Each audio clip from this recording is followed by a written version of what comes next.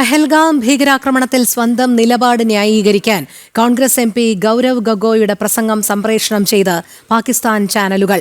പഹൽഗാമിൽ പാകിസ്ഥാൻ എന്താണ് ബന്ധമെന്നും ഭീകരർ എങ്ങനെ അവിടേക്കെത്തി എന്നും ഉൾപ്പെടെയുള്ള ചോദ്യങ്ങൾ ഗൗരവ് ഗൊഗോയ് ഉന്നയിച്ചിരുന്നു. നേരത്തെ രാഹുലിന്റെ പ്രതികരണങ്ങളും പാകിസ്ഥാൻ ചാനലുകളും ഭരണാധികാരികളും ഭാരതത്തിനെതിരെ ഉപയോഗിച്ചിരുന്നു. ജിഷ്ണു കൃഷ്ണൻ ചേരുന്നു. ജിഷ്ണു, നമ്മുടെ രാജ്യത്തിനകത്ത് നിന്നുകൊണ്ട് ശത്രു രാജ്യത്തിനു വേണ്ടി വാദിക്കുന്ന പ്രതിപക്ഷത്തിന്റെ സമീപനം അങ്ങേയറ്റം അപലപനീയമാണ്. അതിനിടയിലാണ് ഇപ്പോൾ കോൺഗ്രസ് എം പി ആയ ഗൗരവ് ഗൊഗോയുടെ പ്രസംഗം തത്സമയം പാകിസ്ഥാൻ മാധ്യമങ്ങൾ സംപ്രേഷണം ചെയ്തിരിക്കുന്നത് എന്നുള്ളതും എടുത്തുകാട്ടാവുന്ന ഗൗരവതരമായ ഒരു വസ്തുത തന്നെയല്ലേ?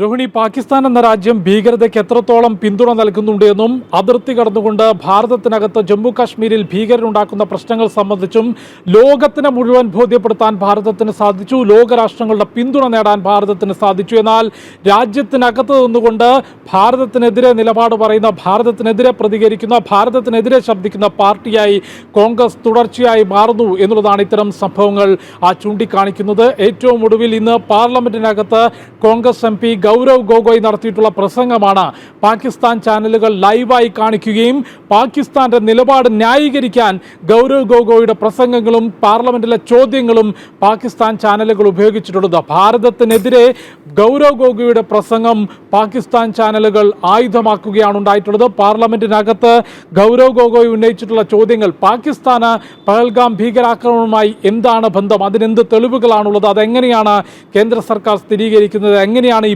ഭീകരർ ജമ്മു കാശ്മീരിലേക്ക് അകത്തേക്ക് എത്തിയിട്ടുള്ളത്, ഒപ്പം 26 വിനോദസഞ്ചാരികളെ എങ്ങനെയാണ് കൊല്ലപ്പെട്ടിട്ടുള്ളത് തുടങ്ങിയിട്ടുള്ള ചോദ്യങ്ങളാണ് ഗൗരവ് ഗൊഗോയ് പാർലമെന്റിനകത്ത് ഉന്നയിച്ചിട്ടുള്ളത്. ഈ ചോദ്യങ്ങൾക്കിടെ സ്പീക്കർ പോലും ഒരു തവണ അനാവശ്യം പറയരുത്, അല്ലെങ്കിൽ അത്തരത്തിലുള്ള കാര്യങ്ങൾ രാജ്യത്തിനെതിരെ, രാജ്യ താല്പര്യങ്ങൾക്കെതിരെയുള്ള ചോദ്യങ്ങൾ, അനാവശ്യ ചോദ്യങ്ങൾ ഉന്നയിക്കരുത് എന്ന താക്കീത്, എന്ന നിർദ്ദേശം സ്പീക്കർ പോലും ഒരു ഘട്ടത്തിൽ ഗൗരവ് ഗൊഗോയുടെ പ്രസംഗത്തിനിടയിൽ ഉന്നയിച്ചുകൊണ്ട്, അല്ലെങ്കിൽ പ്രസംഗത്തിനിടയിൽ ഇടപെട്ടുകൊണ്ട് ആ സ്പീക്കർ ഉന്നയിച്ചിരുന്നു. എന്നാൽ എന്നിട്ട് പോലും നിർത്താൻ തയ്യാറാകാതെ ഭാരതത്തിനെതിരെയുള്ള നിലപാടുകളാണ് ഗൗരവ് ഗൊഗോയ് പാർലമെന്റിൽ ഉന്നയിച്ചത്. ഈ കാര്യമാണ് പാകിസ്ഥാൻ ചാനലുകൾ ആയുധമാക്കിയത്. നേരത്തെ കോൺഗ്രസ് നേതാവും പ്രതിപക്ഷ നേതാവുമായിട്ടുള്ള രാഹുലിന്റെ സമാനമായിട്ടുള്ള പ്രസ്താവനകളും പാകിസ്ഥാനിലെ ഭരണാധികാരികളും പാകിസ്ഥാൻ ചാനലുകളും ഭാരതത്തിനെതിരെ ആയുധമായി ഉന്നയിച്ചിരുന്നു. അത്തരത്തിൽ രാജ്യത്തിന്റെ സായുധ സേനയുടെയും ഭാരതത്തിന്റെ ഭരണാധികാരികളെയും വിശ്വാസത്തിലെടുക്കാതെ രാജ്യത്തിനെതിരായിട്ടുള്ള നിലപാടുകൾ തുടർച്ചയായി പറയുകയും അത് നമ്മുടെ അയൽ രാജ്യത്തിന്, അല്ലെങ്കിൽ ഭീകരതയ്ക്ക് പിന്തുണ നൽകുന്ന, ഭീകരവാദത്തിന്റെ വിത്തുകൾ ജമ്മു കാശ്മീരിലേക്ക് എത്തിക്കുന്ന പാകിസ്ഥാന് ആയുധമാവുകയും ചെയ്യുകയാണ്. രോഹിണി, ശരി, ജിഷ്ണു കൃഷ്ണനാണ് വിവരങ്ങൾ നൽകിയത്.